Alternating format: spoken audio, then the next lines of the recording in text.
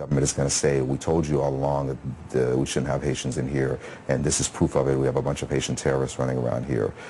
So we're very concerned that this is going to be used as a justification for discriminatory practices against the Haitian community. Both those Haitians trying to come in, and it's going to represent a pretext for cracking down on the Haitian community and the black community in general, but the Haitian community in particular, who live here in South Florida or perhaps other parts of the country. So we really have an interest in making sure that these guys get their due process, and that we challenge the official government version of events, because there is a history of lying, of planting evidence, of attacks and disparate treatment on behalf of the government against the black community. What about the evidence or lack of evidence that was found?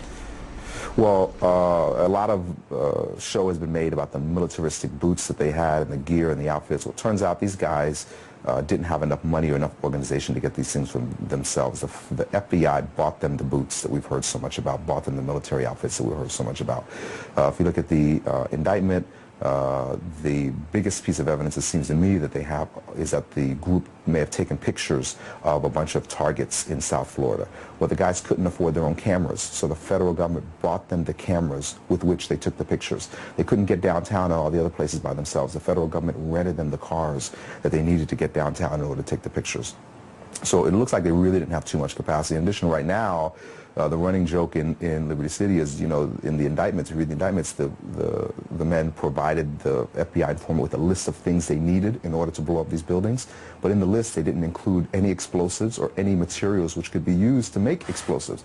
So now everyone in Liberty City is joking that the guys were going to kick down the FBI building with their new boots because they didn't have any devices which could have been used to explode. So this really, really looks pretty thin. In addition, we have concerns. Anyone who's an activist and been to community meetings knows that there's a few people who come into a meeting and make these statements which are a little bit beyond what their capacity is.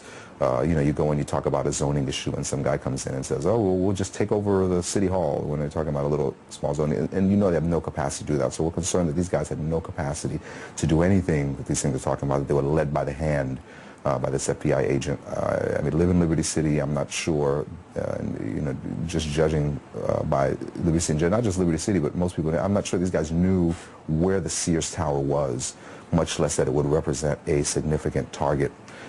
So I really wonder who suggested the Sears Tower in the first place, who suggested taking the pictures. It's just not all that clear that these guys could have come up with these plots and have carried them out. And it really raises questions again about the other real live terrorists who are living here who are not being arrested. Max, finally, the issue of when it was first announced, the government said that these were Muslim men. CAIR has been quite vocal over the weekend, the Council on Arab-Islamic Relations, saying that they are not from their community.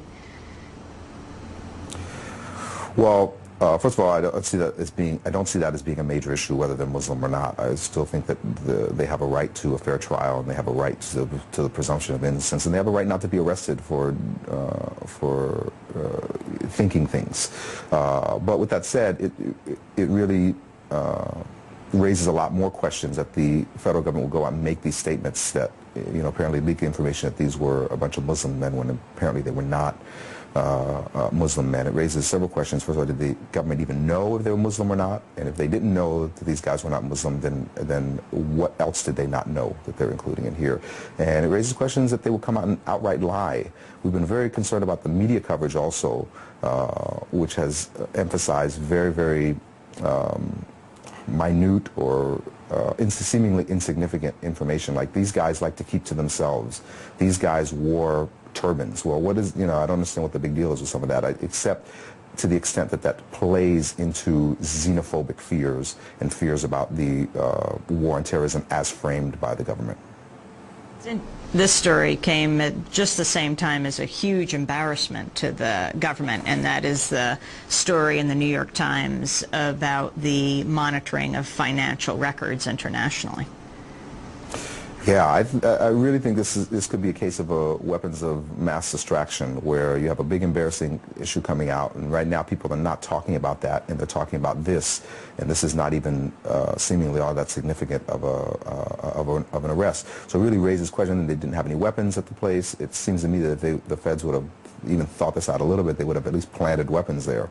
But they didn't even go through the trouble of doing that. So it seems that this was thrown out there, thrust out there as a way of distracting people or drawing attention away from another really embarrassing situation, which means that these guys are just props. And I am really offended by that, because I know then that if these guys really are just props, that means that the government is spending all kinds of time and resources on people who don't represent any danger whatsoever to the general society. And there's other people who represent a significant danger to people in the society who are not being tracked, who are not being followed, who are not being arrested.